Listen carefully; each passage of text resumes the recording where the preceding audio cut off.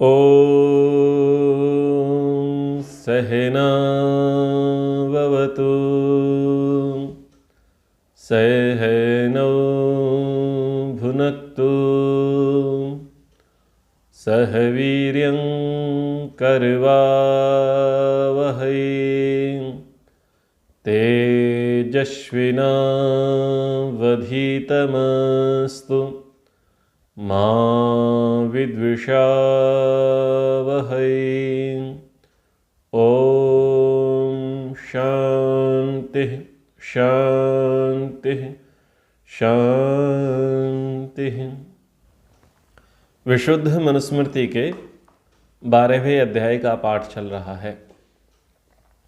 आजकल आप बहुत देखते हैं, सनातन शब्द को खूब सुनते हैं। सनातन धर्म को जानिए, सनातन धर्म को बचाइए, आदि आदि अनेक प्रकार की चर्चाएं चलती रहती हैं। लोग कहते हैं मैं सनातनी हूँ, आदि आदि। तो हम ये समझें कि सनातन क्या है, ठीक है, और सनातन धर्म क्या है। यदि सनातन धर्म को जानना है तो किसका अनुसरण करना चाहिए, किसका अध्ययन करना चाहिए, किसका प्रवचन सुनना चाहिए, ताकि हमें सनातन धर्म की यथार्थ जानकारी प्राप्त हो। तो सनातन शब्द का जो अर्थ होता है वो इस प्रकार से है कि जो था, है और रहेगा। जो था, जो है, जो रहेगा। तो पहला सनातन है ब्रह्म। ब्रह्म सनातन है। ईश्वर थे, ईश्वर हैं और ईश्वर रहेंगे। ईश्वर की मान्यता जगत में सदा विद्यमान रहेगी। दूसरी सनातन स्थिति है वह है आत्मा की, यानी आप और हम थे, हैं और रहेंगे। नाम रूप बदलेंगे, क्योंकि नाम और रूप जो हैं वो दिए जाते हैं, बनते हैं, संयोग होते हैं, इसलिए उनका वियोग अवश्यंभावी है। और तीसरी जो वस्तु है सनातन, उसको कहते हैं प्रकृति। इस प्रकृति से ही सारे संसार का निर्माण होता है। ये तीन चीजें सनातन है। अब जीवात्मा को संसार में किस प्रकार से रहना है और कैसे उसको अभ्युदय और निःश्रेयस की प्राप्ति करनी है, कैसे उसे भोग और अपवर्ग की सिद्धि करनी है, इन सब का जो ज्ञान है, इस सब का जो उपदेश है वो किस में है? वेद में है। तो वेद को सनातन कहा गया है। तो यदि सनातन धर्म को जानना है तो किसको जानना पड़ेगा? वेद को जानना पड़ेगा। बिना वेद को जाने सनातन धर्म को नहीं जान सकते। ये बात हमारी नहीं है, ये बात है महर्षि मनु की। महर्षि मनु जी कहते हैं, पितृदेव मनुष्याणाम वेदश्चक्षु सनातनम अशक्यम च अप्रमेयम च वेद शास्त्रम इति स्थिति।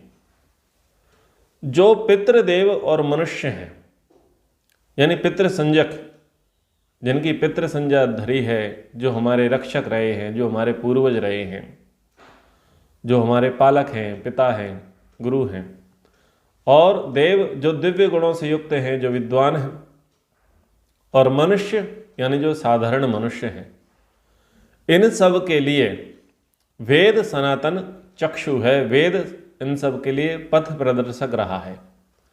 साधारण मनुष्य के लिए वेद सनातन चक्षु है, हमारे पूर्वजों के लिए वेद सनातन चक्षु रहा, और जिनको हम देवताओं की उपमा देते हैं, देवताओं की संज्ञा देते हैं, उनके लिए भी सनातन चक्षु क्या रहा? वेद रहा। जैसे आजकल लोगों से पूछते हैं कि भाई आपका धर्म ग्रंथ क्या है, तो कहते हैं जी हमारा धर्म ग्रंथ गीता है। अच्छा, गीता आपका धर्म ग्रंथ है, तो फिर बताओ श्री कृष्ण जी ने क्या पढ़ा, भगवान वेद व्यास जी ने क्या पढ़ा, पितामह भीष्म ने क्या पढ़ा। अगर ये गीता धर्म ग्रंथ है तो उससे पहले महाभारत जो हुआ, या जो उनका जीवन रहा, कौरवों का, यदुओं का, अंधकों का, वृष्णियों का, भोजों का, उनका जीवन किसके अनुसार रहा, तो वहाँ पर एक बहुत बड़ा शून्य उनके सामने आ जाता है, क्योंकि उन्हें पता नहीं होता। तो हम कहते हैं उनकी शिक्षा व्यवस्था, वो जो सामाजिक व्यवस्था है, राजनीतिक व्यवस्था है, धार्मिक व्यवस्था है, उसका आधार स्तंभ वेद था। तो फिर वो सोचते हैं कि चलो श्री कृष्णचंद्र जी से पूर्व तो भगवान राम हुए, तो रामायण हमारा धर्म ग्रंथ है। वही प्रश्न यहां पर भी उत्पन्न होता है कि श्री कृष्णचंद्र जी ने वशिष्ठ ऋषि के आश्रम में जाकर के क्या पढ़ा, गुरु जी से क्या शिक्षा ली, और श्री रामचंद्र जी से पूर्व दशरथ जी किस संविधान को आत्मसात करके राज्य चला रहे थे। ना केवल दशरथ जी, ययाति, पृथु, सागर, दिलीप, रघु, पूरा रघुवंश चला आया, वो किस मान्यता को, परंपरा को, संविधान को आत्मसात करके अपनी जीवन शैली चला रहे थे। पूर्वज हुए हरिश्चंद्र, वो किस आधार पर चल रहे थे। यानी उनके लिए भी संविधान जो रहा, कर्तव्य कर्म धर्माधर्म का जो विवेचन कराने वाला शास्त्र रहा, वो वेद रहा। तो यह है पितृणाम और देवानाम, समस्त देवों को, जिनको हम देव संज्ञा धरते हैं, चाहे वो भगवान हमारे हनुमान जी हो गए, जो भी रहें, जिनको हमने देव संज्ञा धरी है, जिनको देवता रूप में मानते हैं, और पितृनाम जिनको हम पूर्वजों के रूप में मानते हैं, ऋषियों के रूप में मानते हैं, विद्वानों के रूप में मानते हैं, महात्माओं के रूप में मानते हैं। तो सबका मार्गदर्शन, सबका पथ प्रदर्शन कराने वाला कौन था? वेद था।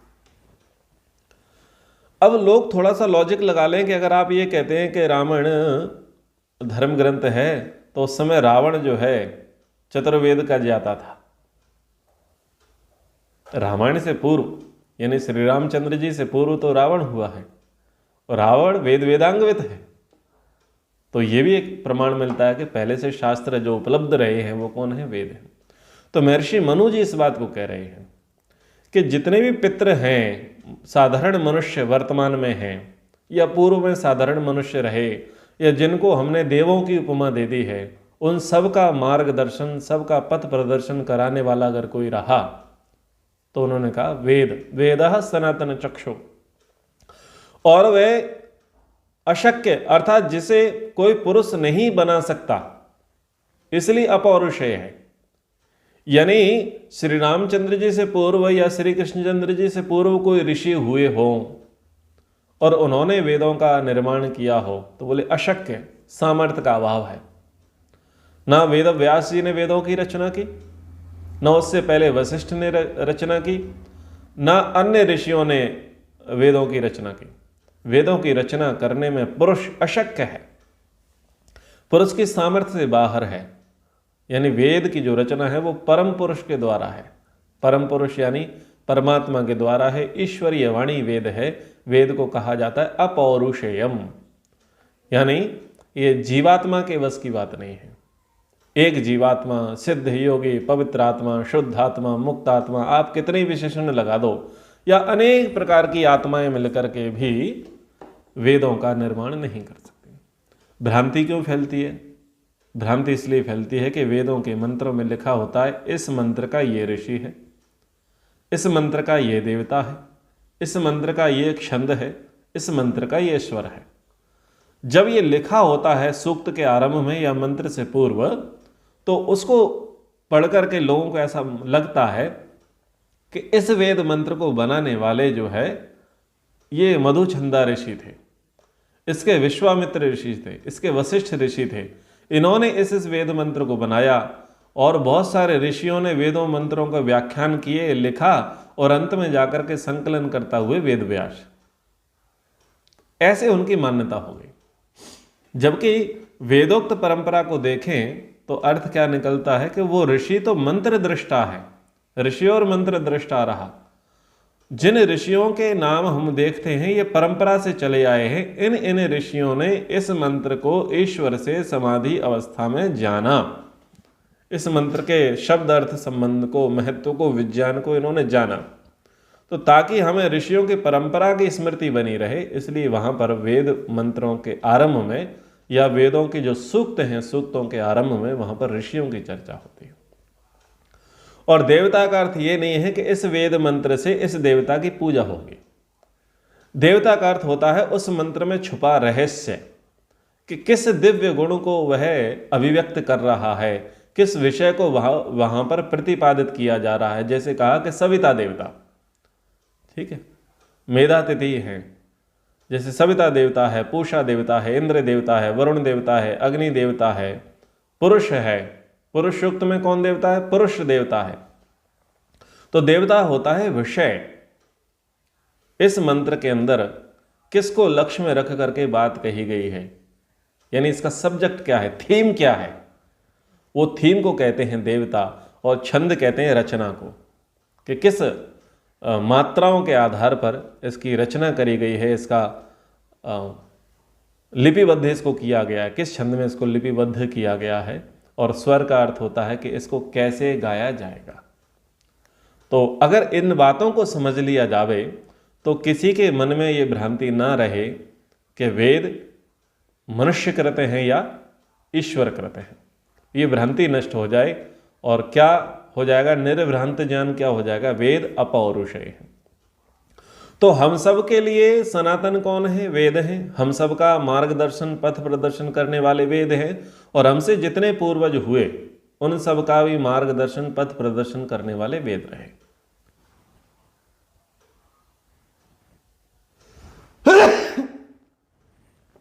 लोग आरोप लगाते हैं कि ऋषि दयानंद वेदों वाले, यानी वेदों की मान्यता जो आई वो ऋषि दयानंद जी से आई, तो इसलिए हम वेदों की बात नहीं मानेंगे। वेदों से पहले तो पुराण है। क्या ऋषि दयानंद से पहले वेद नहीं थे? क्या वेद पढ़ाने वाले केवल ऋषि दयानंद जी ही थे? ना भाई, वेद से ऋषि दयानंद तो अभी के हैं, आधुनिक विद्वान हैं, आधुनिक ऋषि हैं, आधुनिक संत हैं। उनसे पूर्व बड़े बड़े संत हुए हैं, ऋषि हुए हैं, मनुष्य हुए हैं। और वो स्वयं कहते हैं कि ब्रह्मा से लेकर जैमिनी पर्यंत जो ऋषियों की स्थिति है, भाई मैं उनके बराबर का नहीं हूं। वो स्वयं उनको अपना पूर्वज, अपना अग्रज, अपना ज्येष्ठत्व मानते हैं, ये मेरे से बड़े हैं। लेकिन उन्होंने ये कहा कि मैं उस परंपरा का निर्वहन करने वाला, मैं उसी परंपरा से आया हूं। तो उसका तात्पर्य यह है कि जिस प्रकार से हम जैमिनी पर, पराशर पर, भरद्वाज पर, कश्यप पर, अत्रि पर, अगस्त्य पर, वशिष्ठ पर, वाल्मीकि पर, व्यास पर श्रद्धा रखते हैं सब सनातनी, वैसे ही उन सबको श्रद्धा रखनी चाहिए ऋषि दयानंद पर। क्योंकि ऋषि दयानंद जी ने कोई गुरुडम नहीं चलाया, किसी पाखंड को उन्होंने प्रमोट नहीं किया। ऋषि दयानंद जी ने मुद्दे की बात कही। ऋषि दयानंद की विचारधारा बैरिकेड्स वाली नहीं रही, ऋषि दयानंद की विचारधारा ब्रिज वाली रही। यानी वो ऐसे गुरु नहीं बने जो शिष्यों को एक जगह पर ला करके छोड़ देते हैं और कह देते हैं कि अब इससे आगे आपकी नो एंट्री, आप इससे आगे नहीं जा सकते। जबकि उनके काल में या उनसे पूर्व या उनके बाद जितने भी गुरु हुए, संत हुए, उनकी मानसिकता क्या रही है? वो बैरिकेड्स बन करके रह गए भक्तों के आगे, शिष्यों के आगे। और उन्होंने क्या कहा कि तुम केवल यहीं तक आओ, यहाँ से आगे तुम मत जाओ, जो कुछ है हमें दे जाओ, हम इसको आगे पहुंचा देंगे। बैरिकेड्स बने हैं। जबकि ऋषि दयानंद ब्रिज बने हैं कि भाई यहाँ तक मैं जानता हूँ ये, और जिस माध्यम से मैंने जाना है उस माध्यम को तुम भी जानो, और इसी से तुम भी अपनी नैया पार लगाओ, मैंने भी अपनी नैया पार इसी से लगाई है। तो ये जो फिलॉसफी रही, ये जो दर्शन रहा, वो किनका है? वो ऋषियों का रहा। जितने भी ऋषि हमारे हुए उन सब की यही फिलॉसफी रही, यही दर्शन रहा। यानी उन्होंने अपनी इन्वेंशन, अपनी खोज अब समाज के सामने प्रस्तुत की और फिर बताया कि इस खोज का जो स्रोत है वो वेद है, इस खोज का जो आधार है वो ईश्वर है। तो जैसे मैंने ये खोज करके आपको दे दी है, आप इसका लाभ लो। आप भी खोज करना चाहते हैं तो आप भी वेद के पास जाओ, आप भी ईश्वर के पास जाओ। तो ब्रिज बनने का कार्य ऋषियों ने किया, उसी परंपरा का निर्वहन ऋषि दयानंद जी ने किया। तो वेद सबके लिए सनातन चक्षु है, यानी हम सबको सन्मार्ग पर ले जाने वाले वेद हैं। और हमसे पूर्व यानी ऋषि दयानंद से पूर्व भी जितने भी कालखंड रहे, युग रहे, उन सब के लिए मार्गदर्शक, पथ प्रदर्शक वेद ही रहे। ठीक है। इस बात को कौन कह रहा है? इस बात को कह रहे हैं महर्षि मनु, संविधान निर्माता कह रहे हैं वेद सनातन चक्षु, सबको, सबका दिग्दर्शन कराने वाले, सबका पथ प्रदर्शन कराने वाले वेद हैं। और यदि तुम वेदों को छोड़ करके अन्यों को प्रायोरिटी दोगे तो उनके विषय में कह रहे हैं या वेद वाहिया स्मृतयो याश्च काश्च कुदृष्टयः सर्वास्ता निष्फला प्रेत्य तमो निष्ठा ही ताः स्मृतः। संसार में जो वेदोक्त धर्म के अनुकूल स्मृतियां यानी धर्म नियम नहीं हैं, और भविष्य में नहीं होंगे, और जो कोई वेद विरोधी विचार हैं अथवा होंगे वे सब निष्फल उत्तम कर्मफल देने में समर्थ नहीं होंगे। वे परलोक में निश्चित रूप से तमोगुणी दुखमय जन्म को प्राप्त कराने वाले होंगे। ऋषि दयानंद कहते हैं कि जो ग्रंथ वेद बाह्य कुत्सित पुरुषों के द्वारा बनाए संसार को दुख सागर में डुबोने वाले हैं, वे सब निष्फल असत्य अंधकार रूप इस लोक और परलोक में मनुष्य के लिए अत्यंत ही दुखदायक सिद्ध होंगे। तो महर्षि मनु से लेकर के ऋषि दयानंद जी की मान्यता ये है कि हमारी आस्था, हमारा धर्म ग्रंथ हमारे लिए परम प्रमाण श्रुति अर्थात वेद होना चाहिए। वेदों को छोड़ करके वेद से इतर हमें नहीं जाना चाहिए। और जो भी वेद से इतर वचन हैं, इतर से अर्थ है स्मृतियों के, पुराणों के, दर्शनों के, उपनिषदों के, इन सब के वचन जो वेद के अगेंस्ट हैं, वेद के सिद्धांत के प्रतिकूल हैं, और यदि ऐसी पुस्तकों को आप सिर पर धरोगे, हृदय में धारण कराओगे, तो निसंदेह ये तुम्हारे लिए नरक का द्वार खोलेंगे, तुम्हें दुखमय लोक में लेकर के जाएंगे। तुम्हारा वर्तमान जीवन भी दुख में हो जाएगा और भविष्य जीवन भी दुख में हो जाएगा।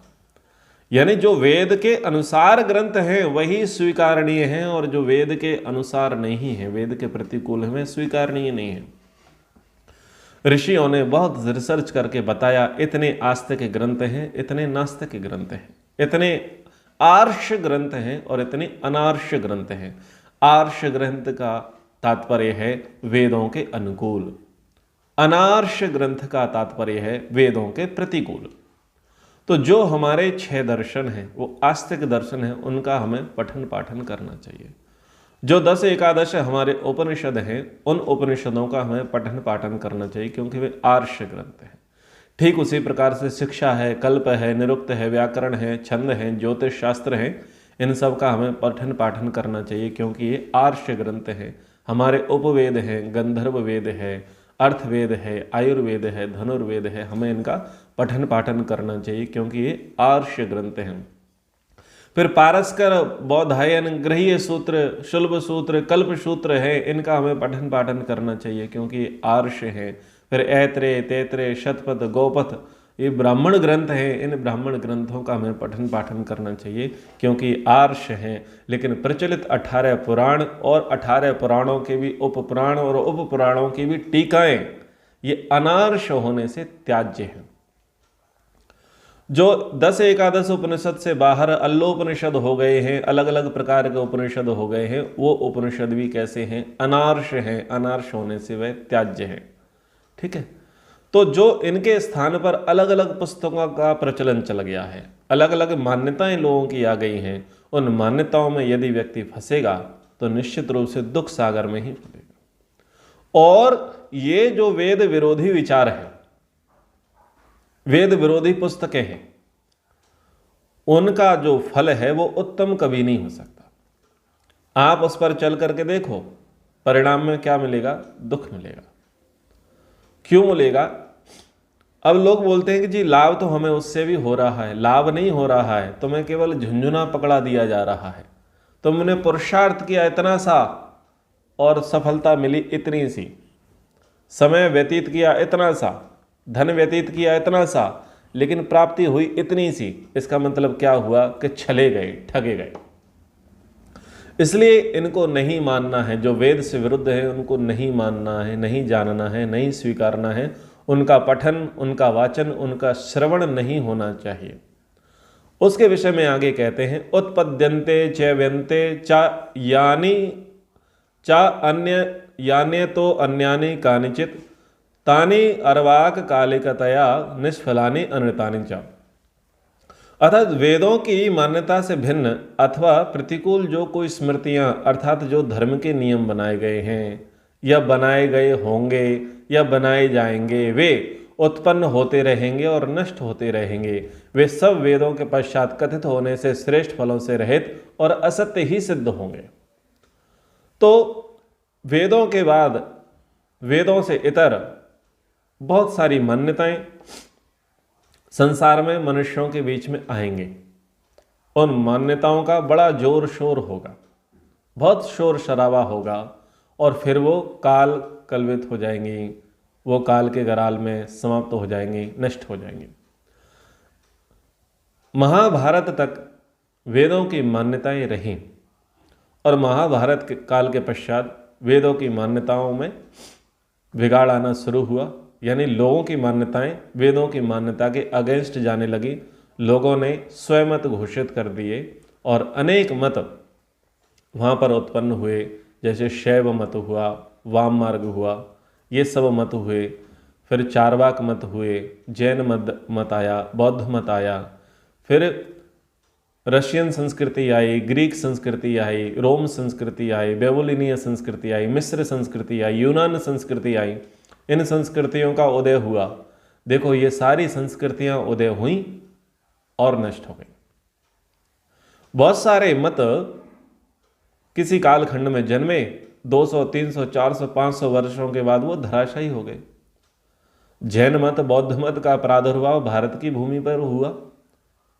जैन मत तो कुछ अंशों में अब यहाँ पर सरवाइव कर रहा है, परंतु बौद्ध मत यहाँ उत्पन्न हुआ और नष्ट हो गया। यहाँ से आगे बढ़ा, चीन में, जापान में, हांगकांग में, इन देशों में चला गया, थाईलैंड में चला गया। लेकिन वहाँ पर जो मूलभूत सिद्धांत बुद्ध के रहे अहिंसा वाले, वो तो अंतिम सांसें ले चुके हैं, मरणासन्न हो गए हैं, क्योंकि वहाँ कोई भी व्यक्ति शाकाहारी नहीं है। बुद्ध का मतलब क्या है? बुद्ध का मतलब है शाकाहारी। बुद्ध का मतलब है मांस मछली से रहित, मदिरा से रहित, व्यभिचार से रहित, ये बुद्ध का मतलब है। तो उस बुद्ध की विचारधारा को आगे नहीं बढ़ाया, नहीं आत्मसात किया। क्यों? कि कहीं ना कहीं बुद्ध की विचारधारा में अपनी विचारधारा थी। जो जो बातें वेदोक्त थीं उतनी बातें तो लोगों ने ग्रह्य कर ली, पर जहां बातें अपनी शुरू हो जाती हैं तो वेदोक्त बातें भी नष्ट भ्रष्ट हो जाती हैं, वेदोक्त उपदेश भी नष्ट भ्रष्ट हो जाते हैं। तो बहुत सारे मत हुए जो चाणक्य के समय पर रहे, जो राजा विक्रमादित्य के समय पर रहे। जो राजा विक्रमादित्य के समय पर रहे वो हमारे चोलों के समय पर नहीं रहे, शकों के समय पर नहीं रहे, जो शकों के समय पर रहे, जो हूणों के समय पर नहीं रहे, ठीक है। और फिर वो गुप्त वंश में रहे तो वो मौर्य वंश में नहीं रहे, फिर वो चोल वंश में नहीं रहे, इन सब वंशों में नहीं रहे। तो कुछ कवि उत्पन्न हुए तो राजा भोज तक आते आते वो नष्ट हो गए। कुछ राजा भोज के समय में जाकर के उत्पन्न हुए तो वो बाबर के समय तक जाकर के, तुलसी के समय तक जाकर के वो नष्ट हो गए। कुछ तब से उदय हुए तो अंग्रेजियत आने से पहले नष्ट हो गए। कुछ अंग्रेजियत में उत्पन्न हुए तो भारत के आज़ाद होते होते नष्ट हो गए, और कुछ भारत के आज़ाद होते होते उत्पन्न हुए वो अभी नष्ट हो गए, और कुछ अभी शुरू हुए हैं वो आपके और हमारे बुढ़ापे तक नष्ट हो जाएंगे। तो ये मान्यताएं हैं, जैसे अलग अलग देवी देवता को मान लेना, अलग अलग पूजा पद्धति को मान लेना, अलग अलग व्रत कथाएं चला देना, अलग अलग आडंबर चला देना, अलग अलग धर्मानुष्ठान, कर्मानुष्ठान, यज्ञानुष्ठान, अलग अलग अनुष्ठान चला देना और उनको ही सर्वे सर्वा मान लेना। ये क्या है? वेदों के विरुद्ध हो जितने रहेंगे वो सब क्या होंगे? उत्पन्न होते रहेंगे और नष्ट होते रहेंगे, क्योंकि वो क्या नहीं है? सनातन नहीं है। समझ में आ रहा है? ये जो मत हैं, ये मत कैसे हैं? मति के हैं, किसी कालखंड में उपजे हैं और किसी काल में जाकर के ये अंतिम सांसें ले लेंगे। जो मत अभी प्रचुरता से दिखाई दे रहा है, व्यापकता से दिखाई दे रहा है, ये उसका पीक टाइम है, और धीरे धीरे क्या होगा? वो वहां पर वो नष्ट होता चला जाएगा। पीक टाइम आएगा और नष्ट होगा। तो साइकिल की तरह ये सारी मान्यताएं चलती रहेंगी, बहुत आगे उठेंगे। आजकल खाटू श्याम की बड़ी मान्यता चल रही है, उससे पहले शिरडी के साईं की मान्यता चल रही थी, उससे पहले किसी और की चल रही थी, उससे पहले किसी और को चल रही थी। ये मान्यताएं उठेंगी, खड़ी होंगी और नष्ट होंगी, उठेंगी, खड़ी होंगी, नष्ट होंगी। लेकिन जो ईश्वर की मान्यता है वो शाश्वत रहने वाली है। गति कम अधिक हो सकती है लेकिन नष्ट वाली स्थिति नहीं होगी। नष्ट वाली स्थिति मतों में होगी, क्योंकि वो वेद विरुद्ध है, मान्यताएं वेद विरुद्ध हैं। और जो वेद सम्मत चीजें हैं वो यूनिवर्सल हैं, शाश्वत हैं, सनातन हैं, सार्वभौमिक हैं, सबके लिए सुखदायी हैं, सबके लिए कल्याणकारी हैं। पर जो मति से ओतप्रोत हैं, वेद के विपरीत हैं वो चीज़ें, वो किसी वर्ग को ठीक लगेंगी और अगले को ठीक नहीं लगेंगी, और अंत में जाकर के वो नष्ट भ्रष्ट हो जाएंगी। और इनके लिए क्या कहा कि ये सब श्रेष्ठ फलों से रहित हैं। वेदोक्त कर्मकांड को छोड़ करके पुराणोक्त कर्मकांड करोगे तो श्रेष्ठ फलों से रहित है। वेदोक्त पूजा पद्धति को छोड़ करके पुराणोक्त या अन्य मतावलंबी पूजा पद्धति को आप ग्रहण करोगे तो क्या होगी, वो अश्रेष्ठ फलदायी होगी। वेद में जिस प्रकार से दान के नियम हैं, उन दान के नियमों का पालन करेंगे तो वो दान, वो सेवा, वो परोपकार आपके लिए फलदायी होगा। वो वेद के विरुद्ध जो आप इन कामों को करोगे तो वो निसंदेह निष्फल होंगे। तो ये ध्यान देना है। अगर हमें अपने धर्म को आगे बढ़ाना है, प्रमोट करना है, तो अलग अलग चीज़ों में ना बटें, अलग अलग मतों को ना माने, आपको एक ही धर्म को आश्रय स्थान देना चाहिए, वो है वेद। वेद ही सनातन चक्षु है। तो जो इन वेदों से विरुद्ध ग्रंथ उत्पन्न होते हैं वे आधुनिक होने से शीघ्र ही नष्ट हो जाते हैं। उनका मानना निष्फल और झूठा है। आप उन पर अगर आस्था रखोगे, आपकी आस्था उसमें झूठी है और उसके परिणाम, उसके फल भी आपके लिए झूठे ही सिद्ध होने वाले हैं। बहुत कड़े शब्दों में ऋषि दयानंद जी ने इन बातों को कहा। अब जो लोग हैं जो ये चाहते हैं कि ना जी हम अपनी मान्यताओं के आधार पर इन सब चीज़ों को साध लेंगे, किन चीज़ों को, कि 4 आश्रम हैं, 4 वर्ण हैं, लोक लोकांतर हैं, परंपरा, इनको साध लेंगे, तो आप उन्हें नहीं साध सकते। चातुर्वर्ण्यम त्रयो लोकांश चत्वारश्च आश्रमः पृथक भूतम भव्यम भविष्यम च सर्वम वेदात प्रसिद्ध्यति। ब्राह्मण क्षत्रिय वैश्य शूद्र, ये 4 वर्ण और इनकी व्यवस्था, ठीक है। पृथ्वी, आकाश और देवलोक अर्थात समस्त भूमंडल के लोक, ग्रह आदि, ब्रह्मचर्य, गृहस्थ, वानप्रस्थ, संन्यास, इन चारों के पृथक विधान, भूत, भविष्य, वर्तमान, सभी कालों की विद्या, ये सब वेदों से ही प्रसिद्ध है, प्रकट है और ज्ञात होती है। अर्थात इन सब व्यवस्थाओं और विद्याओं का ज्ञान मूल रूप से वेदों के द्वारा ही होता है, अन्य के द्वारा नहीं। ब्राह्मण का क्या धर्म है, क्षत्रिय का क्या धर्म है, वैश्य का क्या धर्म है, शूद्र का क्या धर्म है, ये बात वेद बताएगा। या जो वेदोक्त स्मृति शास्त्र हैं वो बताएंगे, वेदोक्त ग्रंथ होंगे वो बताएंगे। जो वेद के विरुद्ध हैं, वेद के प्रतिकूल हैं, वो कभी भी ब्राह्मण के विषय में, क्षत्रिय, वैश्य, शूद्र के विषय में यथार्थ नहीं कह सकते। क्यों नहीं कह सकते? क्योंकि वो स्वमत है, वो वेद मत के अनुसार नहीं है।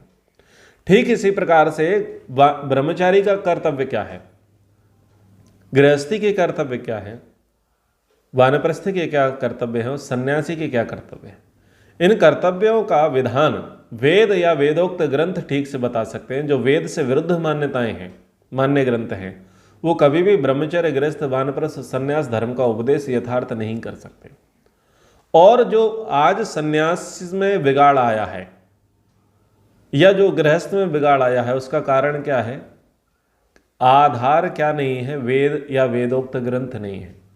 आर्ष ग्रंथों को आधार नहीं लिया है, अनार्ष ग्रंथों को, पौराणिक ग्रंथों को, मिथ्या ग्रंथों को, सांप्रदायिक ग्रंथों को क्या किया है?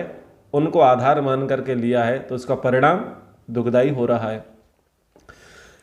ठीक इसी प्रकार से अगर आप भूत, भविष्य, वर्तमान सभी कालों की विद्याओं को जानना चाहते हैं तो उन विद्याओं का बोध भी आप वेद और वेदोक्त ग्रंथों से होगा, उससे पृथक से नहीं होगा।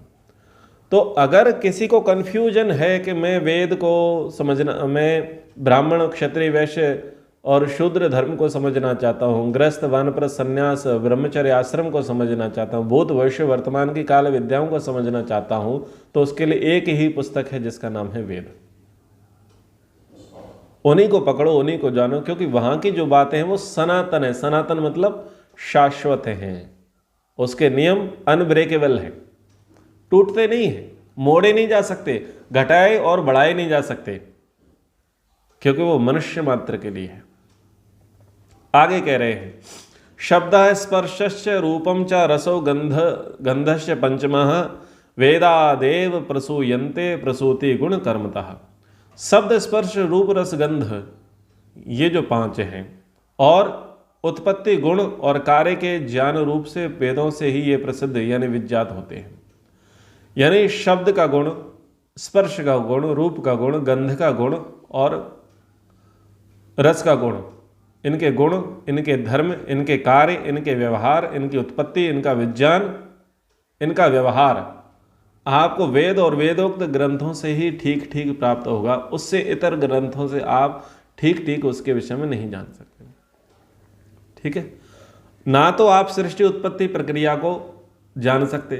अब पुराणों को उठाते हैं या बहुत सारे मतावलंबियों की मतवादी पुस्तकों को उठाते हैं तो वहां सृष्टि निर्माण की प्रक्रिया अस्त व्यस्त है। अगर ऋषि दयानंद जी की भाषा में बात करूं तो अंड बंड है, ऐसे ही है, बेसिर पैर की है, पंजाबी बोलते हैं ना, एवे ही है। ये स्थिति है, लॉजिक नहीं है, सिस्टम नहीं है, विज्ञान पूर्वक नहीं है। किसी ने कहा जी पहले चपटी थी, किसी ने कहा तिरछी थी, गोल तो कोई कह नहीं पाया। ये जितने इस्लाम मत के मानने वाले हैं या ईसाई मत के मानने वाले हैं, इनके जो मान्य पुस्तकें हैं, इनमें पृथ्वी को गोल कब बताया? जबकि हमारे यहां तो एक विषय ही है जिसका नाम है भूगोल। भू यानी भूमि, गोल यानी गोल, भूमि गोल है, ये विषय ही है अपने आप में, भूगोल। तो भूगोल शब्द ही बता रहा है। और दूसरा है खगोल। खा बोलते हैं आकाश को, अंतरिक्ष को, गोल। अंतरिक्ष कैसा है? गोल है, मतलब आप और छोरने ढूंढ नहीं पाओगे, वो भी गोल है, वहां आप गोल हो जाओगे, इतना बड़ा है वो। खगोल, भूगोल अपने आप में संस्कृत निष्ठ शब्द हैं और शब्द ही अर्थों को कह रहे हैं। तो सृष्टि उत्पत्ति का प्रसंग भी आप वेद और वेदोक्त ग्रंथों से ही ठीक ठीक समझ सकते हैं। जो वेद से विरुद्ध बाह्य ग्रंथ हैं वो सृष्टि उत्पत्ति प्रसंग को ठीक से नहीं बता सकते। सूक्ष्म शरीर का प्रकरण, स्थूल शरीर का प्रकरण और कारण शरीर का प्रकरण वो कभी भी ठीक से नहीं बता सकते। मन की स्थिति, बुद्धि की स्थिति, अहंकार की स्थिति, चित्त की स्थिति का वर्णन वो नहीं बता सकते। उसके गुण, धर्म, क्रिया, व्यवहार वो नहीं बता सकते, जो वेद से विरुद्ध ग्रंथ है। अब लोग उन्हीं ग्रंथ, वेद विरुद्ध ग्रंथों को पढ़ करके और उसका उपदेश करने बैठ जाते हैं। कहीं का ईंट, कहीं का रोड़ा और भानुमति ने कुनवा जोड़ा, तो व्यर्थ की बातें करते हैं। तो यदि हम सुख को प्राप्त करना चाहते हैं, शांति को प्राप्त करना चाहते हैं, पूर्ण स्थायित्व को प्राप्त करना चाहते हैं, और यदि हम धर्म में वृद्धि चाहते हैं, स्वयं धार्मिक होना चाहते हैं और सनातन धर्म के सेवक होना चाहते हैं, यानी सनातन धर्म को निष्ठा के साथ स्वीकारना चाहते हैं, तो हम सब के लिए क्या है? वेदः सनातन चक्षु, और वेद से ही सुख है।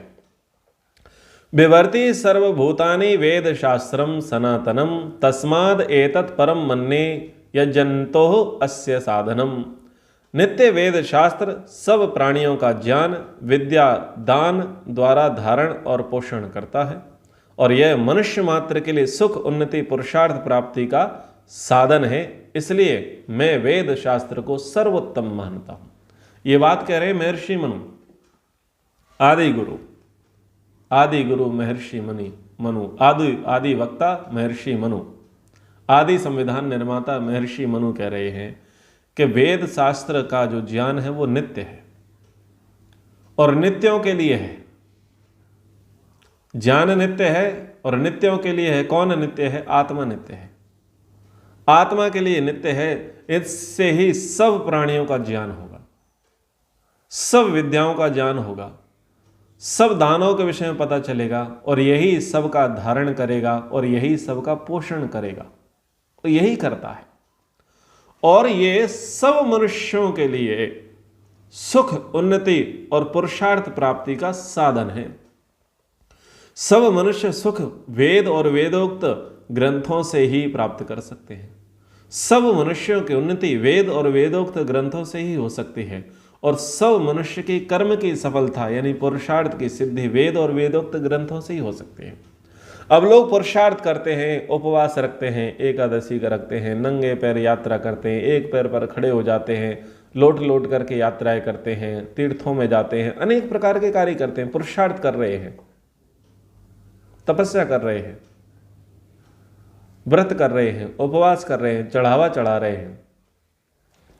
यदि वह वेदोक्त है तो पुरुषार्थ की सफलता है, और यदि वह वेद के विरुद्ध है तो पुरुषार्थ निष्फल है। कूड़ा में गया, डस्टबिन में गया। तो पुरुषार्थ की सिद्धि वेद से, सुख की सिद्धि वेद से और मनुष्य की उन्नति वेद से।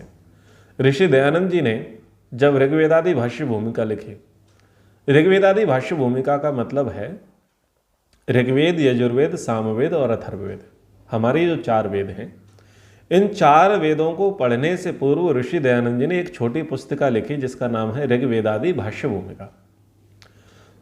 तो ऋग्वेद आदि का मतलब है ऋग्वेद, यजुर्वेद, सामवेद, अथर्ववेद और भाष्य भूमिका।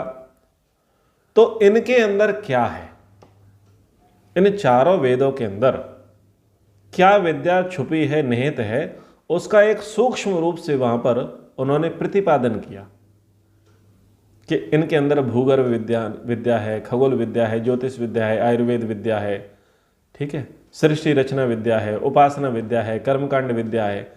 ऐसे ऐसे ही वहां पर उन्होंने रचना लिखी। बोले पहले आप इसको समझ लो।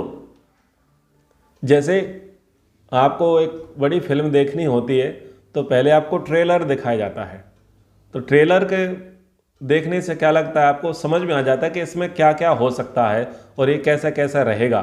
तो अगर आपको वेद में प्रवेश करना है, वेद को जानना है, तो आपको ऋग्वेदादि भाष्य भूमिका लिख दी ऋषि दयानंद जी ने कि आप पहले इसे पढ़ो।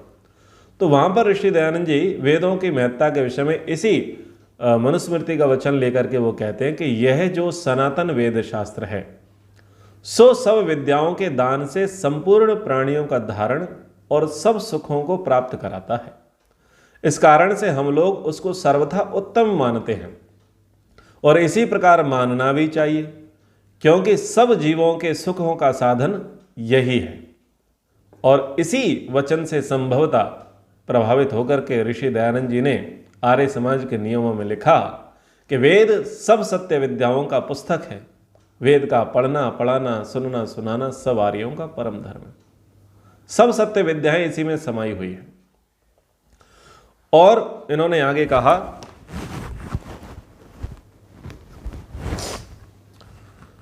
सेनापत्यम च राज्यम च दंड नेत्रम एव च सर्वलोकाधिपत्यम च वेद शास्त्र विदर्हति। सेना के प्रबंध का कार्य, राज्य का शासन कार्य, दंड व्यवस्था, न्याय व्यवस्था, सब प्रजा का अधिपति, राजा के होने वाले कार्य, इनको वेद शास्त्रों का ज्ञाता ही उत्तम प्रकार से करने में समर्थ और योग्य है।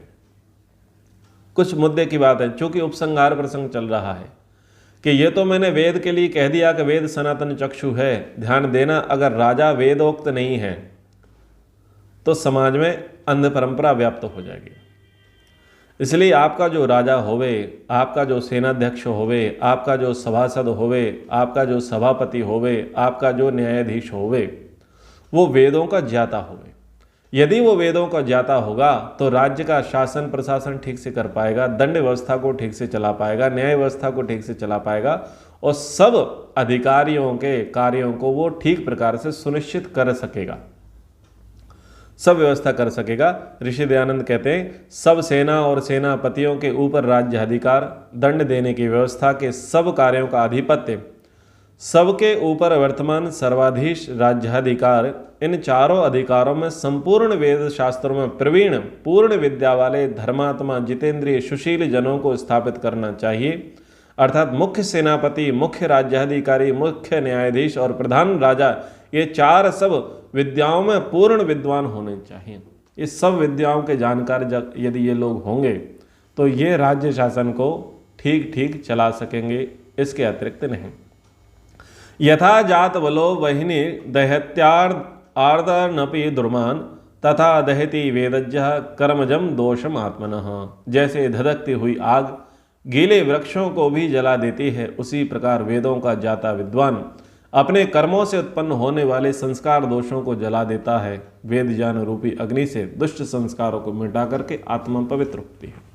राजा की बात करने के बाद व्यक्तिगत बात करी गई कि यदि आपने अपने दोषों को हटाना है, संस्कार जन्य दोषों को हटाना है, तो उसके लिए वेद है।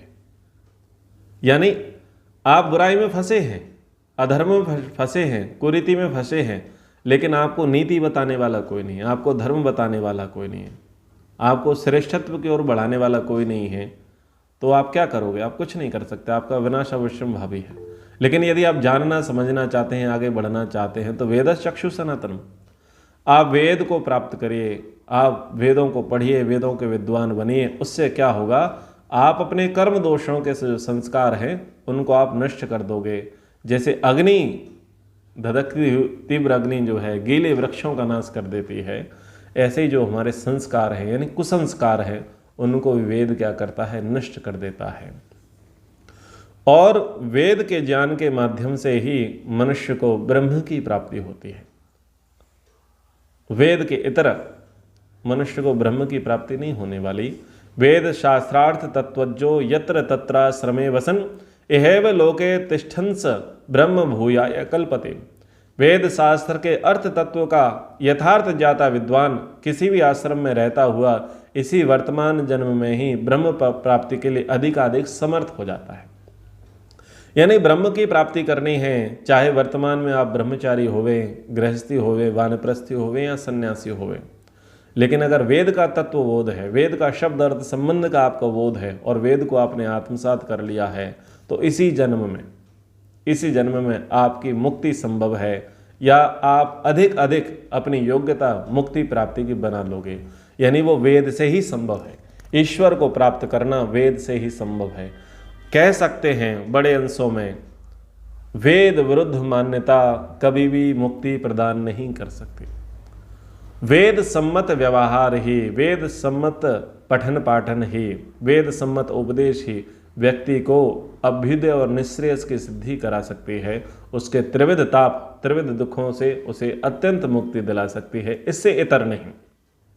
तो यह वेदोपदेश कहा, वेद सनातन धर्म है, वेद सनातन चक्षु है, वेदोक्त सनातन धर्म है। इसलिए हम सनातन धर्म के आगे विशेषण लगाते हैं सत्य सनातन वैदिक धर्म की जय, या वैदिक सनातन धर्म या वेदोक्त सनातन धर्म, ताकि वो उसका क्लैरिफिकेशन हो जाए, स्पष्टीकरण हो जाए कि हम सनातन धर्म का मतलब पौराणिक नहीं है। हम सनातन धर्म का मतलब है वेद को मानने वाले सनातन धर्मी, जो अपने आप को ये कहते हैं कि मैं सनातनी हूँ। वास्तव में तुम तो विचारणीय हो, तुम पर तो सोचना पड़ेगा, हो सकता है तुम पर कोर्ट केस करना पड़ेगा, क्योंकि तुम बताओ तुम सनातन धर्मी हो तो सनातन धर्म का मूल स्रोत क्या है।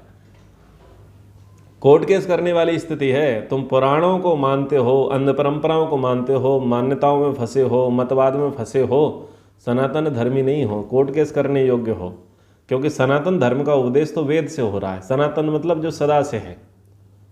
और अगर थोड़ी देर के लिए हम तुम्हारी मान्यता के लिए मान लें कि वेद जो है व्यासकृत हैं, तब भी नहीं बात बनती, पुराण व्यासकृत हैं तब भी बात नहीं बनती, क्योंकि व्यास से पहले भी कोई नियम था, कोई शासन था, कोई अनुशासन था।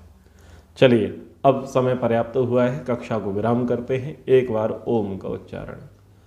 ओम।